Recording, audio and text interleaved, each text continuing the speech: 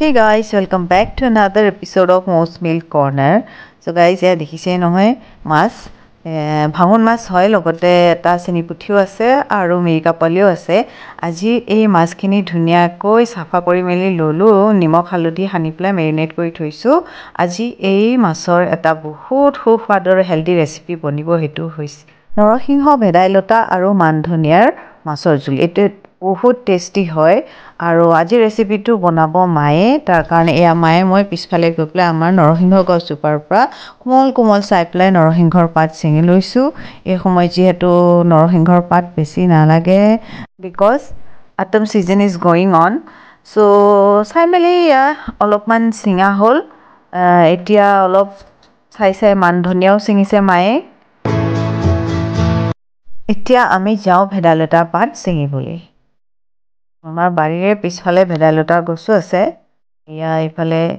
নেমু টেঙাৰ গছ আছে লগতে এইটো আপোনালোকে দেখিছে জেতুকাৰ গছ হয় জেতুকাৰ গছতে চকচোন এইবোৰ ভেদাইলতা গছ কেনেকৈ ক্লাইম্ব কৰি আছে এতিয়া ইয়াৰ পৰাই মায়ে কোমল চাই পেলাই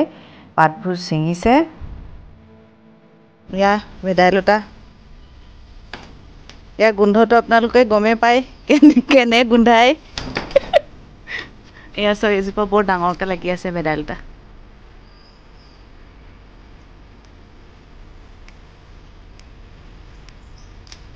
ইমানকৈ এনেকৈ ছিঙি দিব নালাগিছিলে পাতবোৰ ছিঙিলে হয়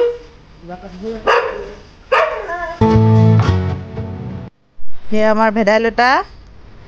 ছিঙি হৈ গ'ল এতিয়া আমি এইখিনি ধুই পখালি ল'ম তো গাইজ এয়া ধুই পখালি মায়ে ধুনীয়াকৈ মিহি মিহিকৈ কাটি লৈছে এতিয়া এইখিনি গ্ৰাইণ্ডাৰত পিচিব So guys, এয়া আমাৰ ভেদাইলতা আৰু নৰসিংহ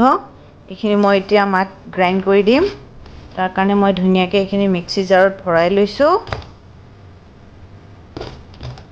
ওতে কেইফুটামান নহৰু পিছতে দি দিম এয়া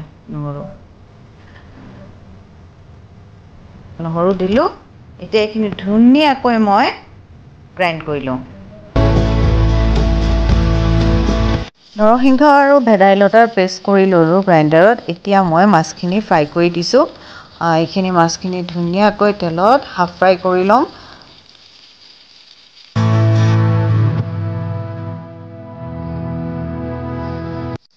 এয়া মাছখিনি ধুনীয়াকৈ হাফ ফ্ৰাই হৈ গ'ল এতিয়া মই মাছখিনি কাঢ়ি লম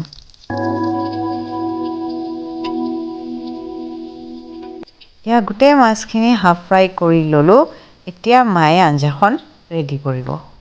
তাৰ বাবে যিখিনি মাছ ভজা তেল আছিলে সেই মাছ ভজা তেলখিনিতে মায়ে দি দিলে কাটি থোৱা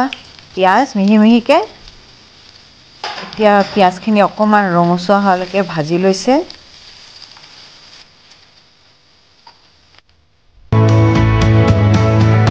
পিয়াজখিনি ৰঙচুৱা হোৱাৰ পিছত মায়ে দি দিলে আধা চামুচ হালধি সুন্দৰকৈ এতিয়া লৰাই দিছে হালধিৰ কেঁচা গোন্ধ যাবলৈ দিলে তাৰ পিছতে দি দিলে পিচি থোৱা নৰসিংহ ভেদাইলতা আৰু মান ধনিয়াৰ পেষ্টটো দি ধুনীয়াকৈ মিক্স কৰি ল'লে আৰু এইদৰে লৰাই 10 মিনিটমান সময় ধুনীয়াকৈ ভাজি ল'লে 10 মিনিট ধুনীয়াকৈ পেষ্টটো ভাজি এতিয়া সিজিবলৈ ঢাকি দিলে আৰু 10 মিনিটমানৰ পিছত ঢাকনখন আঁতৰাই পেলাই চেক কৰি চালে এয়া সব ধুনীয়াকৈ পেষ্টটো অলপ সিজি গৈছে এই সময়তে লৰাই মেলি মায়ে ইয়াত দি দিলে গৰম পানীখিনি দি লৈ ধুনীয়াকৈ মিক্স কৰি ল'লে আৰু আঞ্জাখিনি যেতিয়া এটা উতল অহাৰ লগে লগে মায়ে তাত দি দিলে সোৱাদ অনুযায়ী নিমখ আৰু লগতে হাফ ফ্ৰাই কৰি থোৱা মাছখিনিও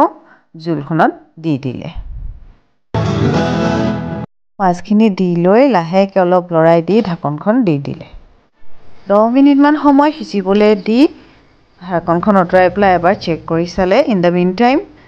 তাৰপিছত লাহেকৈ লৰাই দি আকৌ আঞ্জাখন ঢাকি দিলে যিহেতু পানীটো অকণমান বেছি হৈ আছে সেইকাৰণে পানীটো অকণমান কনচিষ্টেঞ্চিটো ঠিক কৰিব বিচাৰিছিল মায়ে সেইকাৰণে অলপ সময় আকৌ ঢাকি পেলাই গেছতে থৈ দিলে